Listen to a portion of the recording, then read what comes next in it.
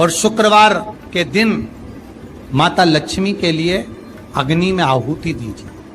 महाराज, शाम के समय पर सूर्यास्त के पहले शिव महापुराण की कथा कहती है, अग्नि पुराण कहती है, नर्मदा पुराण कहती है, लिंग पुराण कहती है कि बेलपत्री के वृक्ष के नीचे, नीचे तो नीचे वो भी जाने दो, यहां तक वर्णन किया शिव महापुराण में तो कि बेलपत्री का जो फल होता है ना,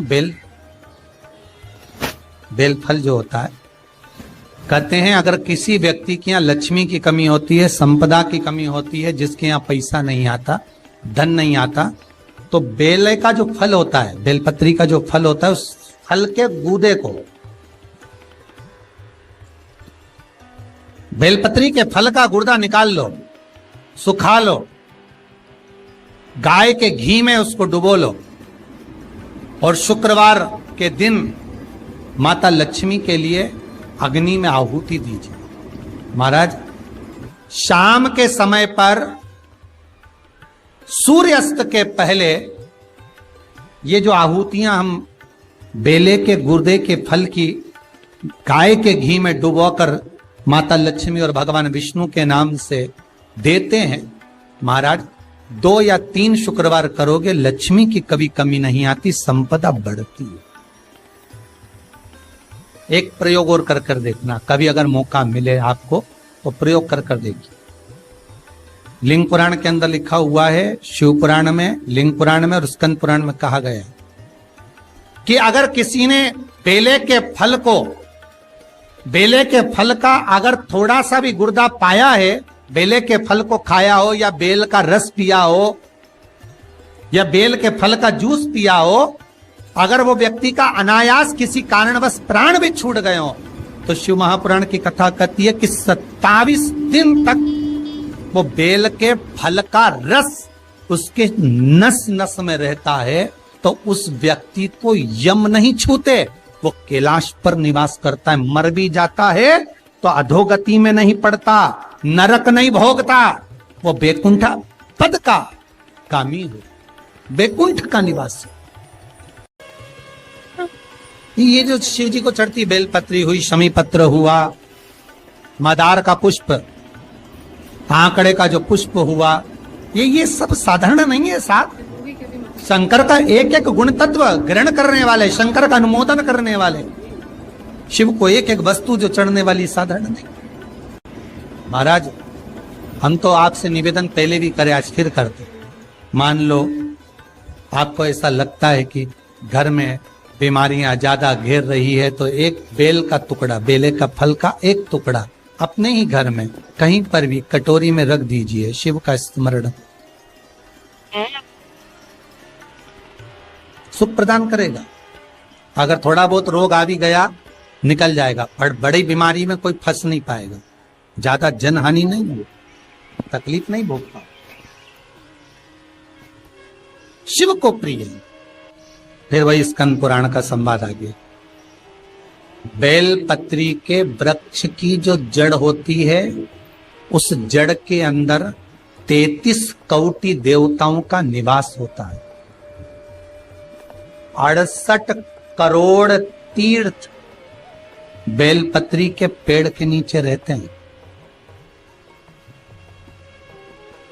68 करोड़ तीर्थ मात्र बेलपत्री की छांव में, बेलपत्री के नीचे विराजमान होते हैं।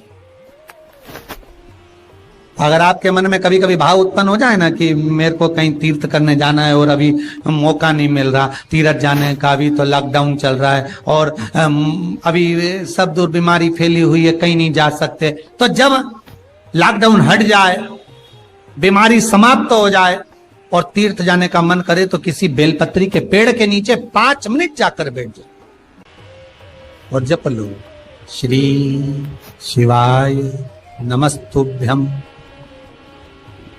जितने बैठे हो टीवी के सामने प्रेम से बोलो, श्री शिवाय नमस्तुभ्यम।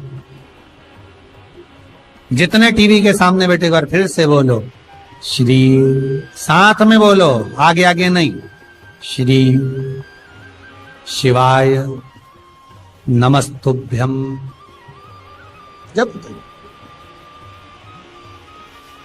जब तुम्हारा मन करे मुझे चारों धाम जाना है, जब तुम्हारा मन करे कि मुझे काशी जाना है, जब तुम्हारा मन करे मुझे उज्जैनी जाना है, जब तुम्हारा मन करे कि मुझे ओमकारेश्वर, मुझे सोमनाथ जाना है, भीमाशंकर, बैद्यनाथ, मल्लिकार्जुन जाना है, केदारेश्वर जाना है,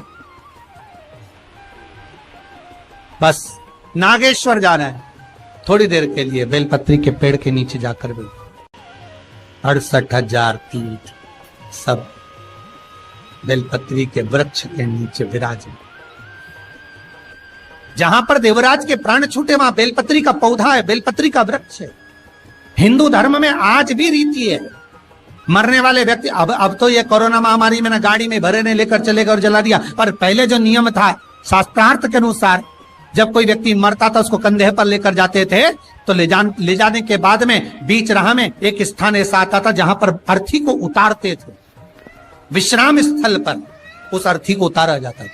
और वो केवल विश्राम स्थल ऐसे नहीं होता था, वहां पर बेलपत्री का पौधा होता था, पेड़ होता था, उस बेलपत्री के वृक्ष की छांव उस मुर्दे पर भी पड़ जाती थी तो उसको यम की कैद नहीं भोगना पड़े, उसको यम की तृण नहीं भोगना पड़े।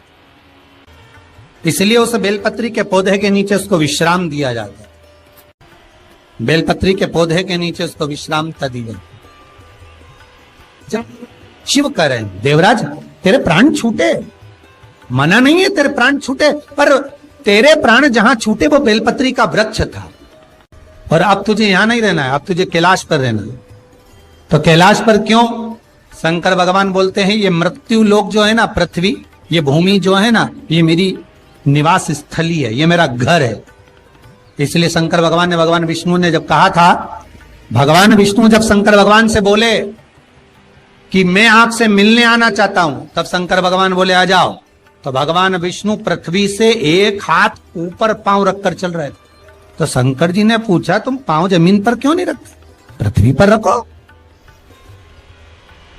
शिव जी मैं पांव पृथ्वी पर नहीं रख, क्यों?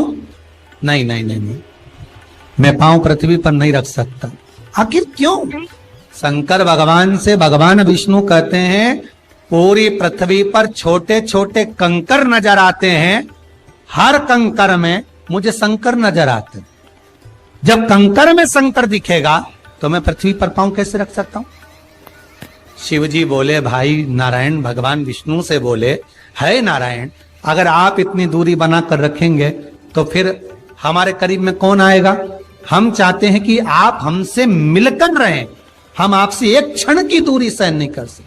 आप हमसे चिपक जाएं, लपट जाएं, आप हमसे रम जाएं, हम आप में रम जाएं।